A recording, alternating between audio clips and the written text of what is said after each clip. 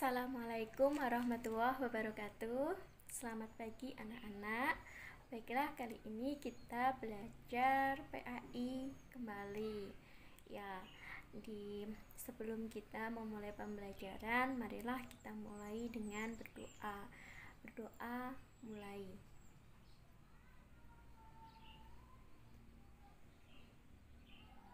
Amin amin ya rabbal alamin. Baiklah anak-anak, pada pertemuan kali ini kita akan membahas bab pertama. Bismillahirrahmanirrahim. Baiklah anak-anak, pada pertemuan kali ini kita akan membahas tentang berpikir kritis. Ya, jadi kemarin sudah saya share materi tentang berpikir kritis, baik berbentuk PDF buku ataupun PPT ya. Jadi kalian juga kemarin sudah pinjam buku di perpus. Saya yakin kalian tadi malam sudah belajar. Sekarang kita akan membahas tentang berpikir kritis ya. Di ini ya.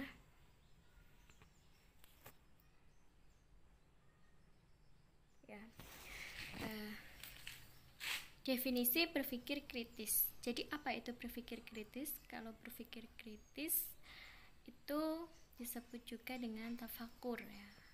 Jadi berpikir kritis atau tafakur adalah kemampuan untuk berpikir jernih dan rasional yang meliputi kemampuan untuk berpikir reflektif dan independen.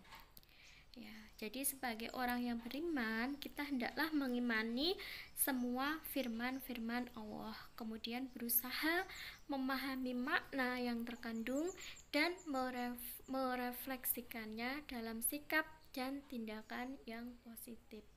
Jadi kita ya sebagai orang yang beriman itu sebisa mungkin memahami makna yang terkandung dalam Al-Quran. Lalu bagaimana cara kita bisa memahami? Pastinya yang pertama kita membaca dulu, membaca ayatnya, lalu kemudian mencari isi atau artinya, lalu kemudian kita memahami makna yang terkandung. Setelah kita paham, maka kita harus merefleksikannya dalam sikap dan tindakan yang positif. Jadi kalau kita memahami makna isi dalam Al-Quran, itu pasti kita akan bertindak positif ya, selalu, karena Quran mengajarkan kita untuk berakhlak mulia ya. Kemudian ini ya, jadi berpikir kritis di sini adalah dari kandungan Quran surat Ali Imran ayat 190 sampai 191. Jadi nanti ada asbabun nuzul, kemudian bacaan surah Ali Imran ayat 190 sampai 191, lalu ada isi kandungan, kemudian ada penerapan perilaku berdasarkan surah Ali Imran ya. Lanjut ya, ini adalah Quran surah Ali Imran ayat 190 sampai 191. Lalu kemudian ini terjemah, kita langsung terjemah per kata ya. Ini inna ya, sesungguhnya, fi di dalam, khalqi adalah penciptaan ya.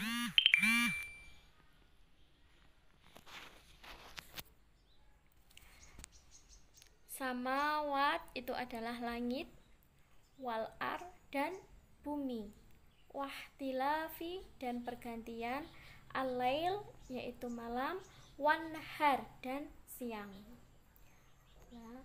La ayatin terdapat tanda-tanda ya. Li ulil bagi, li itu bagi, kemudian ulil albab itu adalah orang yang berakal ya. Kemudian alladzi ya, yaitu orang-orang, alladzina yadkurun itu yang mengingat ya Allah, qiyama sambil berdiri, wa qu'udan dan duduk.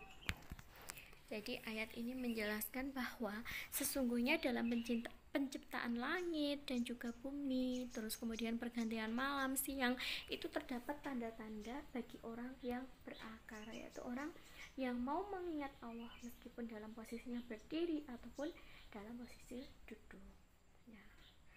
Wa'ala ini ya, dan dalam keadaan junubihim, mereka berbaring, wayatafakkaruna, dan mereka memikirkan, fi kholqi, tentang penciptaan ya, as-samawati wal ard, yaitu langit-langit dan bumi. Robbana ya Tuhan kami, ya, ma khalaqta, tidaklah engkau ciptakan, hada ini semua, jadi tadi ya langit, bumi dan lain-lain,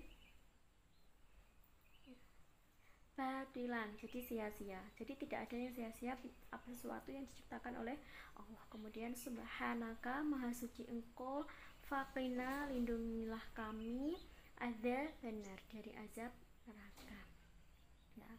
Jadi ini tajwid yang kemarin sudah saya meminta kalian ya untuk mencari hukum bacaan yang terdapat dalam ayat tersebut. Lalu kemudian asbabun nuzul dari Quran surah Ali Imran. Jadi ini ayat 190 sampai 191 ya.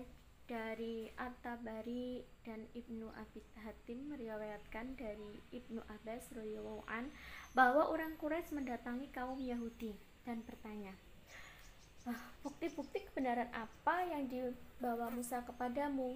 Kemudian dijawab, tongkatnya dan tangannya yang putih bersinar bagi yang memandangnya. Kemudian mereka mendatangi kaum Nasrani dan bertanya, bagaimana dengan Isa? Kemudian dijawab, Isa menyembuhkan mata yang buta sejak lahir dan penyakit sopak atau kusta itu ya, serta menghidupkan orang yang sudah meninggal. Selanjutnya mereka mendatangi Rasul dan berkata, mintalah dari Tuhanmu agar bukit Sofa itu menjadi emas. Maka Rasul berdoa dan turunlah Quran surah Ali Imran ayat 190 sampai 191.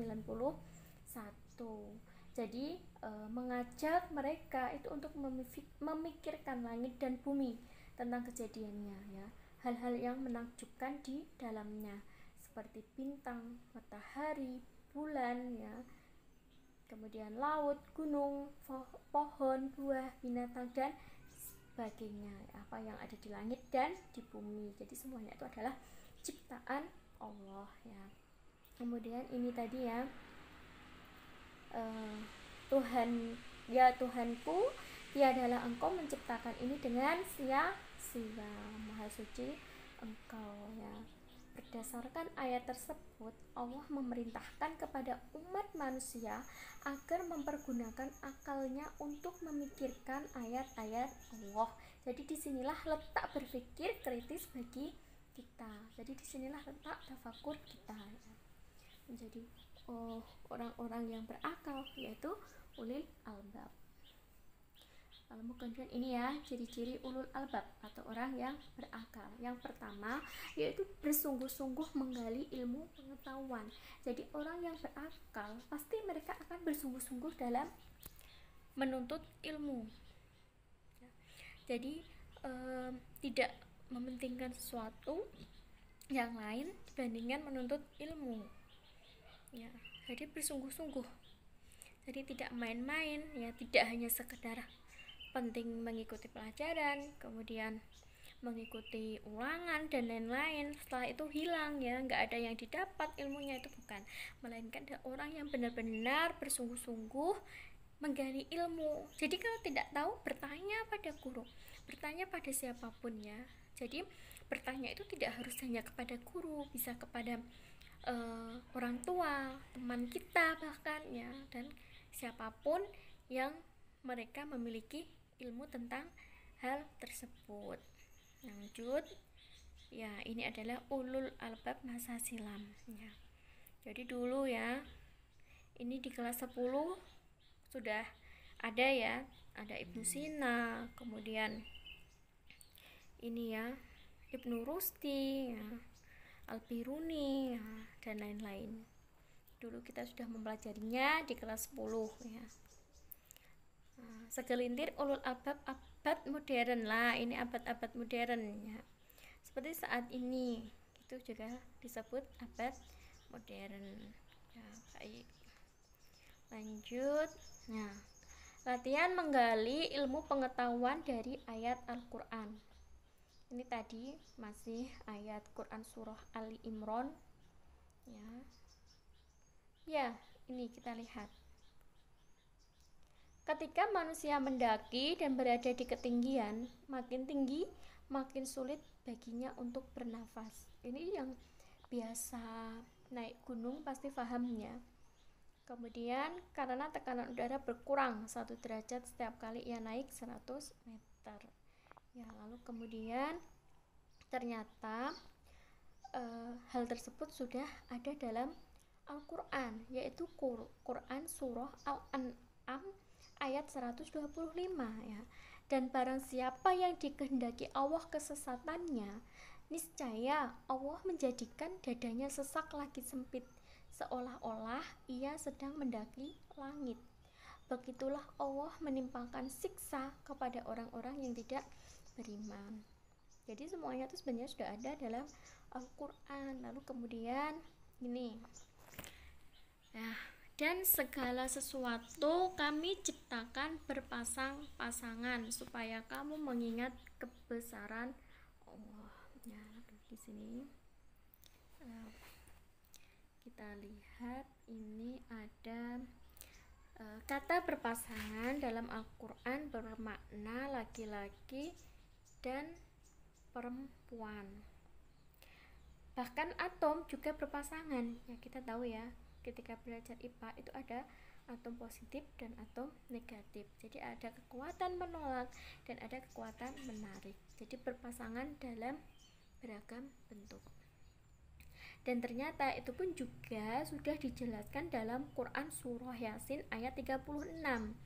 Maha suci Zat yang telah menciptakan pasang-pasangan semuanya, baik dari apa yang ditumbuhkan oleh bumi, dari diri mereka, maupun dari apa yang tidak mereka ketahui. Jadi sebenarnya semuanya itu berpasang-pasangan ya. Ada laki-laki, ada perempuan, ada siang, ada malam ya, dan lain-lain. Lalu ini luar angkasa ya, kita lihat pembuatnya ya, Big Bang ya. Jadi teori yang muncul sekitar 50 tahun yang lalu. Dan ternyata itu sudah ada juga dalam Quran surah Al-Anbiya ayat 30. Dan apakah orang-orang yang kafir tidak mengetahui bahwasanya langit dan bumi itu keduanya dahulu adalah suatu yang padu. Kemudian kami pisahkan antara keduanya, dan dari air kami jadikan segala sesuatu yang hidup. Maka mengapakah mereka tiada juga beriman? Ya, jadi sebenarnya teori Big Bang itu sudah ada juga di dalam Quran. Aku lanjut. Ini ya, pada tahun 1922 seorang ilmuwan astronomi Hubble menyebutkan bahwa seluruh galaksi kecuali 5 atau 6 menjauh dari bumi dengan kecepatan sesuai dengan jaraknya dari kita. Menurut perhitungannya, apabila terdapat bintang yang berjarak 1 juta cahaya menjauh dari kita dengan kecepatan 168.000 km per detik, maka bintang yang berjarak 2 juta tahun cahaya menjauh dari kita dengan kecepatan 2 kali lipat. Begitu seterusnya. Hal ini menguatkan pandangan ilmuwan matematika dan pendeta Belgia, Lamitri, yang menyebutkan bahwa alam terus mengalami perluasan. Dan itu juga sudah ada dalam Quran surah Az-Zariyat ayat 47. Langit kami bangun dengan kekuasaan, dan sesungguhnya kami pun meluaskannya. Lalu ada lagi bentuk bumi ya. Manusia sebelumnya mengira bahwa bumi itu datar. Lalu pada tahun 1577 ketika Sir Francis Drake ya berkeliling dunia, dia membuktikan bahwa bumi itu bulat. Ya, jadi ini ada. dalam Quran surah An-Naziat ayat 30, dan bumi sesudah itu dihamparkan.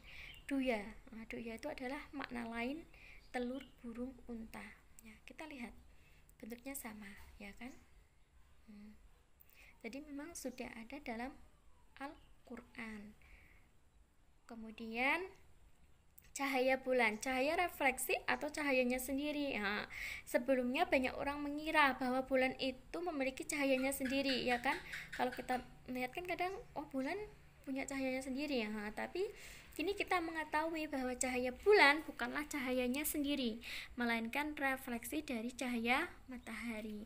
Ini di dalam Quran surah Al-Furqan ayat 61. Maha suci Allah yang menjadikan di langit gugusan-gugusan bintang, dan Dia menjadikan juga padanya matahari. Syams itu matahari yang bercahaya, dan bulan yang bercahaya, qomar. Qomar itu bulan ya. Lalu kemudian rotasi matahari ya, atau perputaran ya.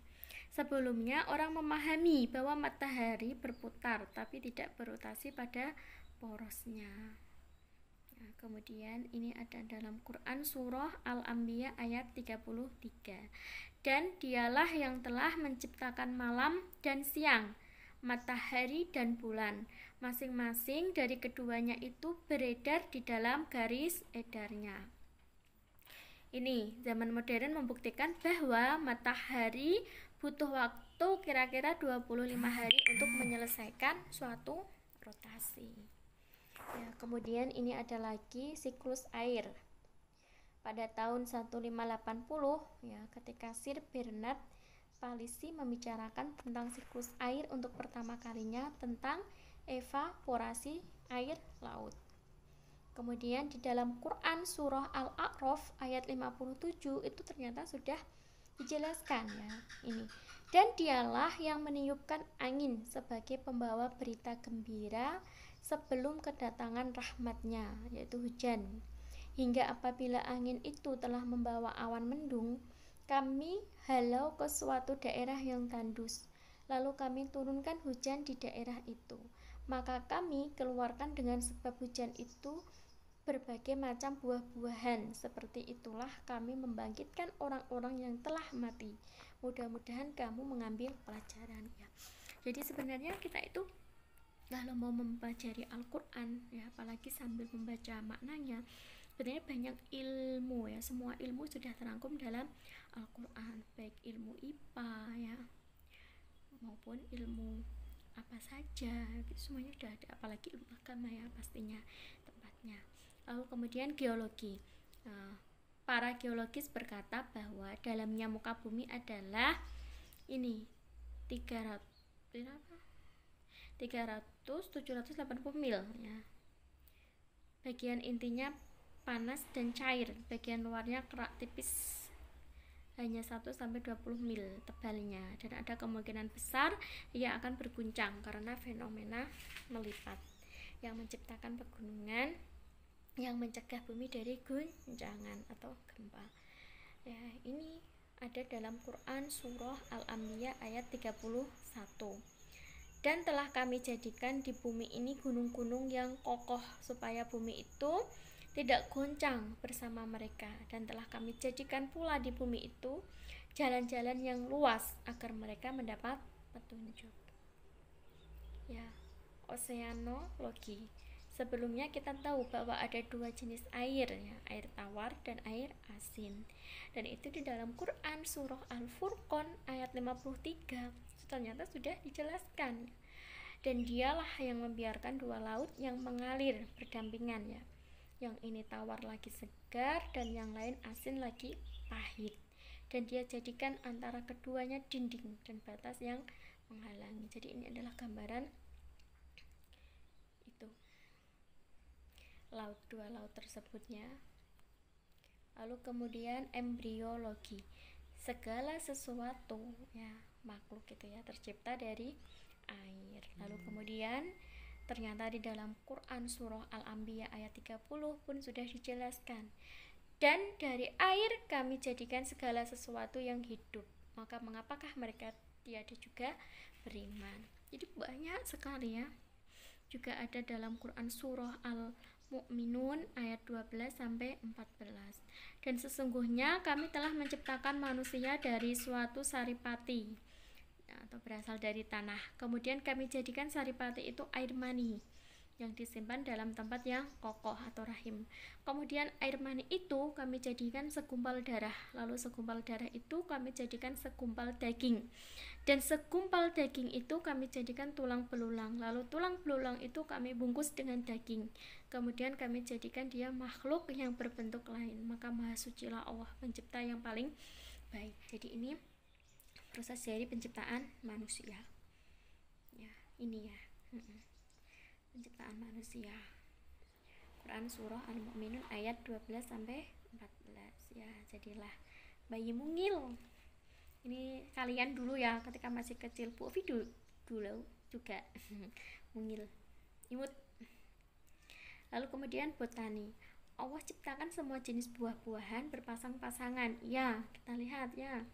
Dalam Quran surah Toha ayat 53, maka kami tumbuhkan dengan air hujan itu berjenis-jenis dari tumbuh-tumbuhan yang bermacam-macam. Lalu kemudian dari Quran surah Ar-Ra'd ayat 3, dan menjadikan padanya semua buah-buahan berpasang-pasangan. Nah, ini ya.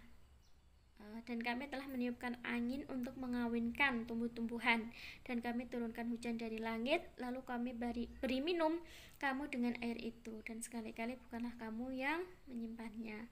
Quran surah Al-Hijr ayat 22.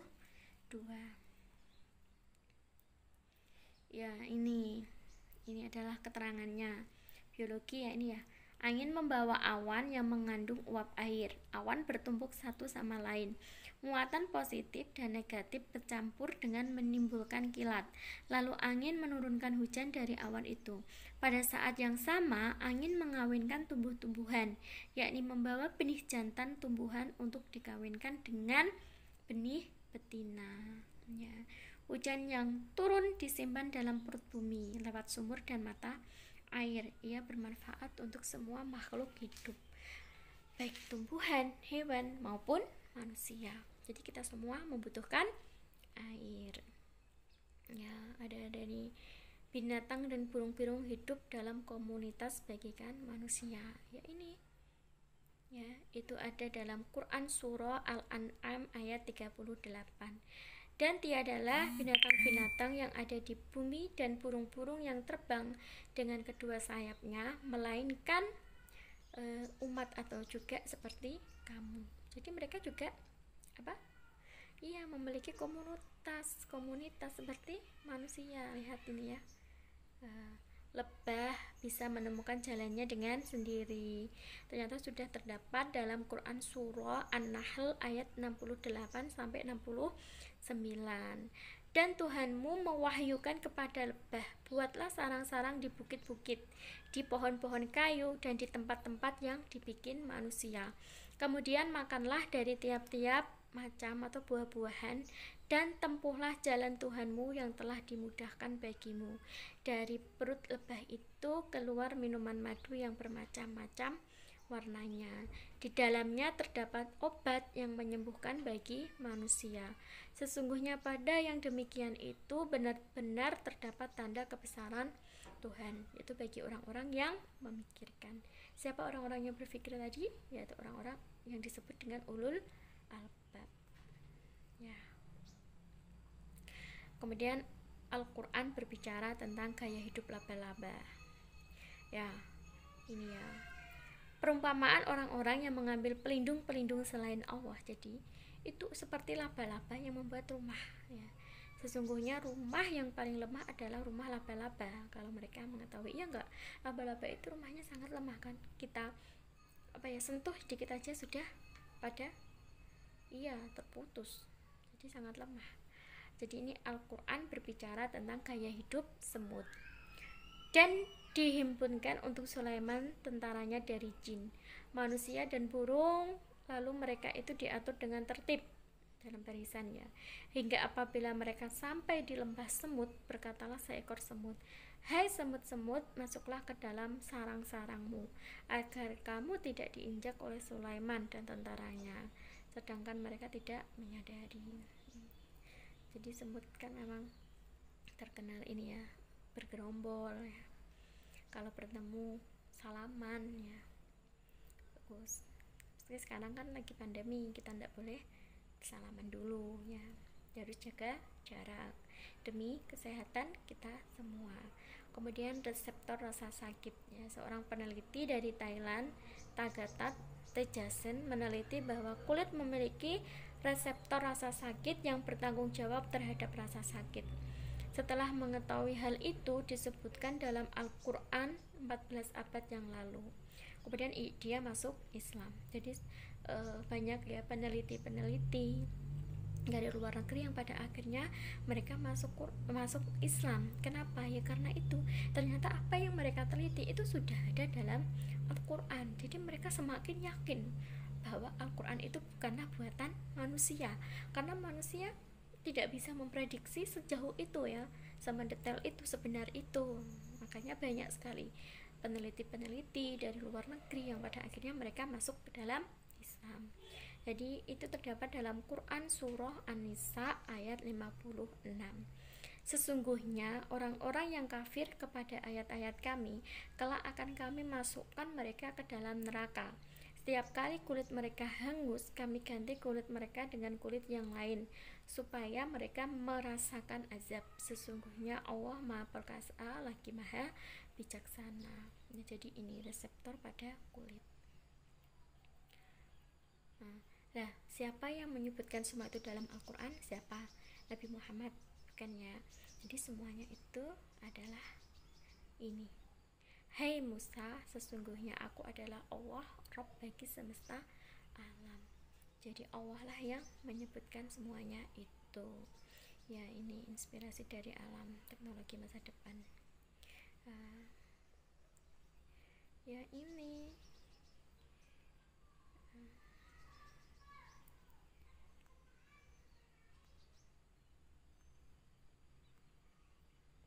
Manfaat berpikir kritis. Apa sih manfaatnya?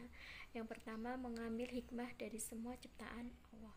Jadi kalau kita mau berpikir kritis ya, pasti semua itu ada hikmahnya. Apa yang diciptakan Allah itu pasti ada hikmahnya. Apalagi kita sebagai manusia ya, pasti memiliki hikmah tersendiri. Jadi tidak ada sesuatu yang sia-sia. Lalu kemudian menjadi arif dalam menghadapi lingkungan yang membuat tidak nyaman. Kemudian mendorong untuk melakukan penelitian untuk menemukan sains dan teknologi ya, ini buat kalian ya. Udah ternyata jadi inilah penyampaian materi tentang berpikir kritis di kelas 12 ini.